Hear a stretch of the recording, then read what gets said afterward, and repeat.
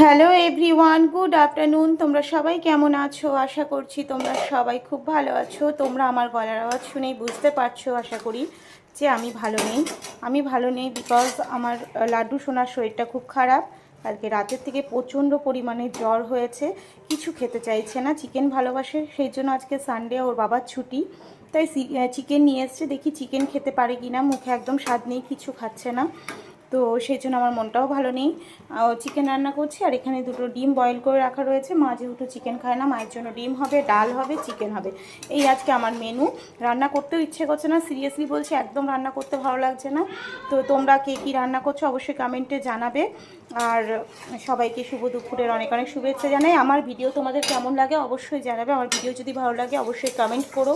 তোমরা বন্ধুরা কমেন্ট করো, শেয়ার করো, নতুন বন্ধুরা ফলো করে পাশে থেকো। আমিও সকলের পাশে থাকার চেষ্টা করব। কিছুদিন হলো একটু অ্যাক্টিভ থাকতে পারছি না, এবার থেকে অ্যাক্টিভ থাকার চেষ্টা করব। সকল বন্ধুদেরকে অনেক অনেক ভালোবাসা জানাই মন থেকে। চলো, টাটা।